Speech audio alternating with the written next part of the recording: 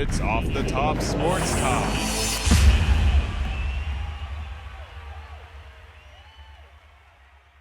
Welcome back to Off the Top Sports. I'm still Adrian Gonzalez. And I am still Chito Belcito. And Josh is still on the bench. Yeah, he is, where they should keep preseason NFL football, don't you Jesus think? Christ. Is this I don't stuff know. painful or what? I like preseason football because it's better than no football. This is true. And it's not any longer than it was in the past. Right.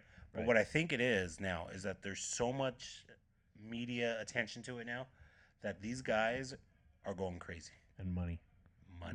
Money is a big part of it, you know. They've talked about maybe shortening the preseason, but I don't think the owners are going to do that. They're like, why would I take away revenue from my pocket? These meaningless games, they're still charging full price. Right. They're charging full price for parking, beer, concessions. They have, Major memorabilia. League Baseball doesn't even do that. Right. What do you think has a bigger disappointment for fans? Preseason or the Pro Bowl? Sorry about that. At least in the preseason, we still see real hitting. In the Pro Bowl, at this point, they should put flags on these guys, and it's starting to look like a NFL Play 60 game. Seriously, I mean, I've said oftentimes about the Pro Bowl that maybe they should just nix the game and go with a skills competition. Conference against conference, and have these guys do fastest in the league, who can do the most reps on the bench press. I think I'd rather see flags. You'd rather see them play the flag football version that they're playing? They're football players. Yeah. Play football. Right. They just make so much money that they're like, I don't want to get don't try to knock someone's head off preseason. Right. Which, what led us into this topic is a lot of injuries. This past weekend, Jordy Nelson, one of the best wide receivers in all of football. Wiz Khalifa says that Green Bay's going to be all right. I think his direct quote was, I think I'll be all right. They got Aaron Rodgers, who is arguably the best quarterback going right now. So, that's gonna help having him still out there. And they do have a good group of young wide receivers. But losing Jordy on a non-contact play in a preseason game is just brutal. Out for the season. Yeah. Orlando Scandrick of the Cowboys in practice the other day, I think, if I heard correctly, another non-contact blew out his knee. I mean, I'm telling you now, football players, practice, game, playing around with your friends, bend your goddamn knee before you turn. This is true. Bend your knee. That's it. Don't plant and stand up straight to turn. That's what's killing your knees nowadays. In AstroTurf. Yep. A couple other injuries we had earlier in the preseason. We had Arian Foster go down, the running back for the Houston Texans. And I'm going to quote a Cal fan, any Cal fan out there. Arian Foster still plays. Silas Redd, the backup running back, another knee injury. And then you had the Redskins just absolutely putting RG3 out there. The best. He's the best quarterback in the league. He did call himself that, and he got a little bit of the Willie Beeman treatment from Any Given Sunday. His offensive line looked like they were like, you're the best? Well, let's see what happens when we don't block for you. They in his defense, they weren't going to block for him anyways. This is true. It's the Redskins. Yep. Sorry, get a no line. So here at Off the Top, we kind of were talking about it and wondering, what does the NFL do with the preseason now? Do they shorten it? Do they... NFL already said they're not shortening it. Yeah, they're not going to shorten it. But I think you need to enact Tom Brady rules. If you hit Tom Brady just like this much harder than you would anybody else, it's a flag. Right. If you hit him in the hip, it's a flag because you say they're aiming low. You hit him in the shoulders, they say it's a flag because you're hitting high. Right. You have to hit Tom Brady on his pierced belly. I'm assuming you have a pierced belly button. It's bedazzled. It's cute. It's got a unicorn. Right here. This is where you can hit Tom Brady. Right. And even then, they could say you're leading with your head. It's preseason. You just got to say, hey, Tom Brady it. Don't hit too hard. Well, if you're aiming high or low in preseason.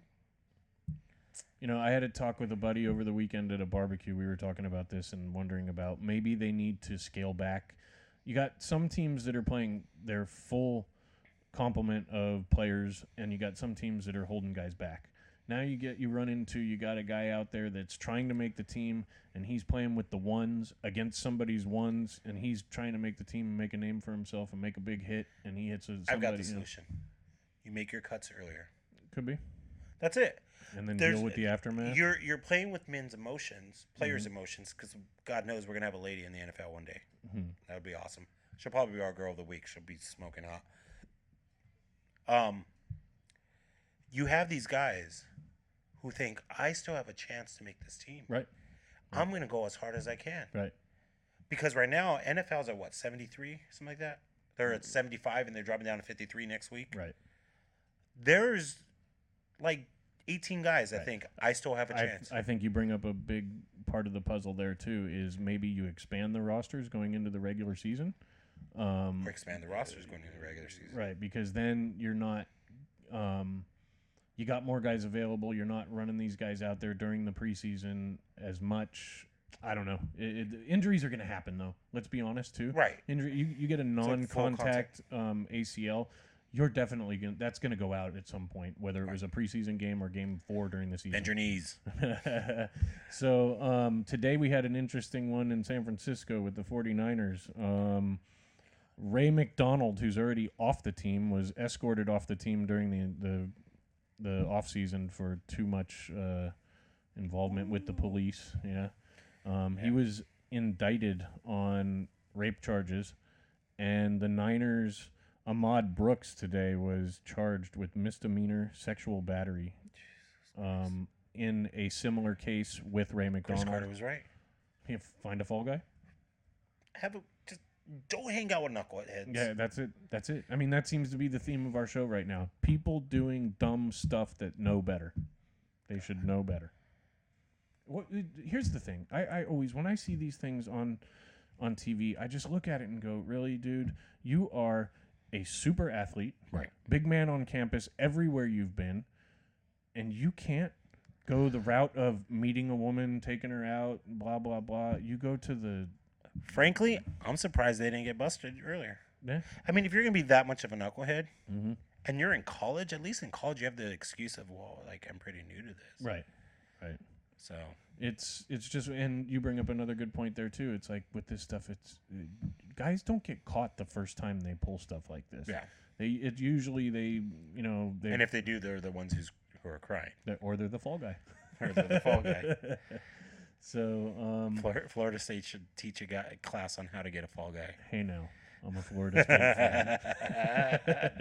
You gotta admit, if they've been in a lot of just nonsensical situations the last few years. What am I talking about? The last couple decades. It's been a kind of a mess. The Dalvin Cook thing this week. He did get his case got dropped. The running back who had the assault charge. His case got dropped. Don't ever do that again, Jeremy, please. Our producer he's pulling up clips for us and was zooming in and out of a really cute picture of a puppy, but it was so adorable. It was our girl of the week. It's because we're another appearance. It's because it's Dog Day. Yeah, right. And in honor of Dog Day, we decided that we would bring up a name. It's also Pitbull Week. Pitbull Week. Pitbull owner. Why not talk about Michael Vick? Puppies. There you go. Why not? But why not talk about Michael Vick? We have him signing with the Pittsburgh Steelers this week, and the Steeler faithful do not seem to like it very much. Which is surprising. Yeah, it surprises me too. Because I know as a Raiders fan, I've been like, that guy sucks. He's a jerk. He's this, and that. Signs with the Raiders? No, he's not that bad. Yeah, right. But we've all been there, by the way. We've all been there where you just bash a guy and then he ends up on your team and you're like, all right, he's cool. You tolerated Barry. But look, Steeler fans, do you want a guy who's got sexual assault allegations or dog allegations? They got them both. You got them both. Center. Yeah. Here's the thing. Vic, in his prime before all the problems, was a devastating player. When he was on the Falcons, he was amazing. Speaking of idiots who should have known better, his brother would have been better than Vic and just mug somebody in an alley. Marcus was not the brightest or the sharpest. Christ. So Steeler fans, don't worry. Vic is he'll do you some good. He's a fantastic guy to have as a backup quarterback in case something happens to Big Ben. like age. Yeah, I mean it's not a bad option for them. And here's my take on him. Do I agree with what he did in his criminal, the things he got in trouble for? Absolutely not. No. It was ridiculous what he did. He should have known better than to be running a dogfighting ring when you're the number one young quarterback And in the try to NFL. blame his family for it. He did his time. He did his time. He did his time. And you know what? I know this sounds cliche, but he also went to work with dogs. He did. And he got therapy for it. He did. How many other NFL players are getting therapy for their crimes? It's a slippery slope. I don't approve of what he did, and it just so whatever. We kind of beat that topic to death. Not trying. There's the pun jar too, right? We need the pun jar for that one. But it'll be interesting to see what type of response Vic gets through the season. Could it be a distraction for the Steelers? Everything can be a distraction. This is true. Injuries, Right. choking a dog, Right. rushing into a girl's bathroom at a bar to try to grope her. Yep. Allegedly. Next week, college football rankings coming out. Steve Sarkisian's got himself in some trouble. We're not going to talk about that. Sometimes let's just say this: another dude who knew better. He knew better. Yeah. Right? If you didn't see the story, he got a little liquored up. Says he was taking some meds, and he said some inappropriate things at the Trojans rally. He said, "Blah blah sucks. Blah blah sucks. Blah blah sucks." Right. And we're gonna effing win this. Which, right? F and fight on. Yeah, right. Which you hear from like players and alumni and even like assistant and backup coaches. You hear that. Right. You don't hear it from your head coach. No, you don't. Not at the podium at a majorly attended event by students, alumni, players, media. Just another dumb thing to do. Well, I think you do in front of students and cheerleaders. Yeah, this is true. Yep. But you know what I just found out though, and I had no idea about this when this came up. I was listening to Petros and Money. They were talking about Matt Money Smith was talking about how to this day coaches still have alcohol in their offices. Interesting. I never even thought about it. So that's something to be looked at. Yeah. Don't take away the coach's alcohol. I mean, seriously. Right. Let them, especially like, can you imagine some SEC coach giving up their moonshine? Nick Saban without moonshine. That's like Snoop Dogg without weed. That can't even be uttered. That's like blasphemy. So speaking of entertainment, let's hit another entertainment topic here to close the show off. This is not this week, not in sports. Yep. Kind of more in sports actually, because this week's topic is our top 5 sports movies. I already hit one, so this is not in any order. Good gravy! I just forgot the name of it already. It was The Best of Times. The Best of Times. There you go. Kurt Russell. Yep. And Robin Williams Rest playing in football. peace, Mr. Williams. God, the Rockets versus the Tigers. Just a genius movie. I remember when we were kids, we would reenact that game. Spoiler alert.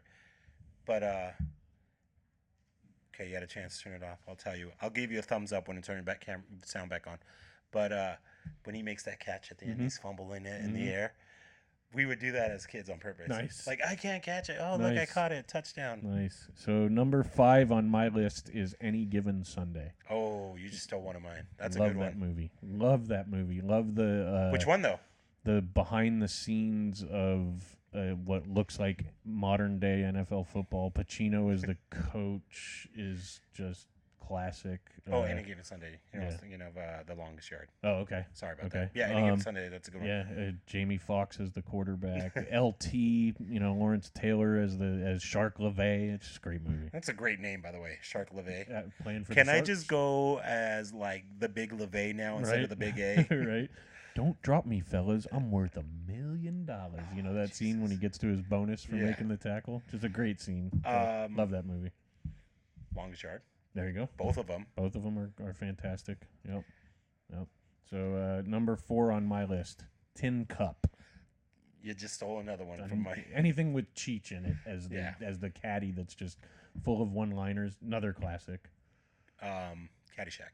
A great one. God, I love just Caddyshack. watch. I think I just watched Caddyshack for the maybe 150th time the other day. I'm probably going to go home and watch it tomorrow. I have some time in the morning. Cinderella Story. Never saw it.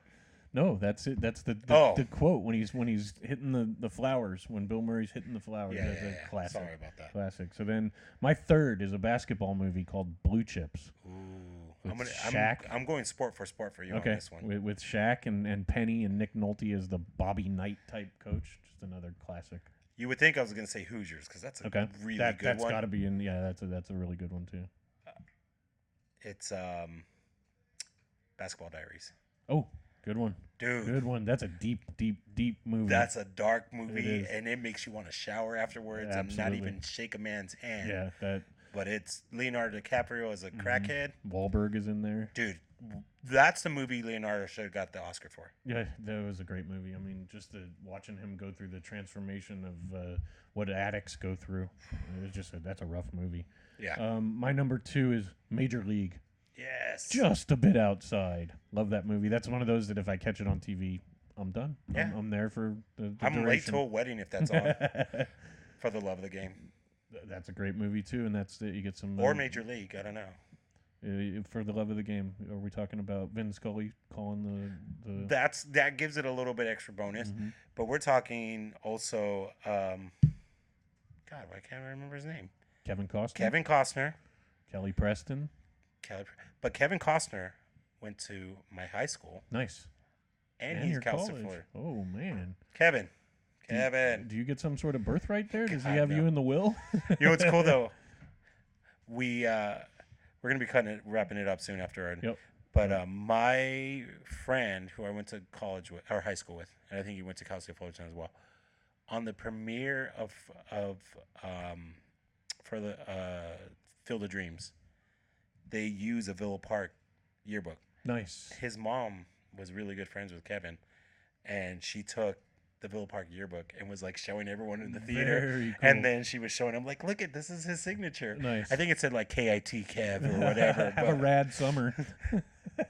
And then so what's your number 1? My number 1, you just brought it up, Field of Dreams. Oh, that's a good I'm one. a baseball guy through and through, and I love that movie. That movie brings a tear to my eye at the end. It's just it's a great movie.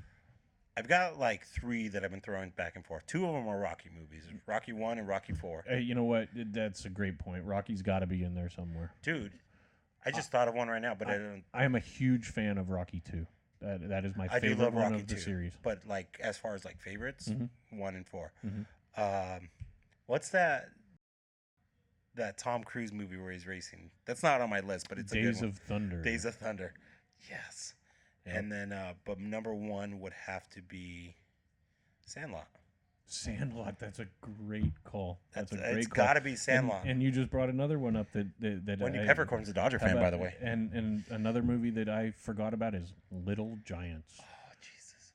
Ladybugs. Yeah, there you go. Ladybugs with Dangerfield. We could go all night on sports. Toppers, hit us up. Tell us your favorite. Yeah, definitely. Your favorite sports movies. God, just tell us whatever you like. Yeah. Favorite sports movie though. In the middle of burping. Sorry. It's funny because I'm so used to not having a camera on me that I'm just like touching my face, staring in Brian's eyes. Yep. We're making him uncomfortable. We're bringing Giants and Dodgers fans to a new level here in friendship. Yeah. I'm not gonna stow him. Sorry. For Off the Top Sports, this is Brian Belcito. I'm the Big A, Adrian. We are out. Have a great week. Out.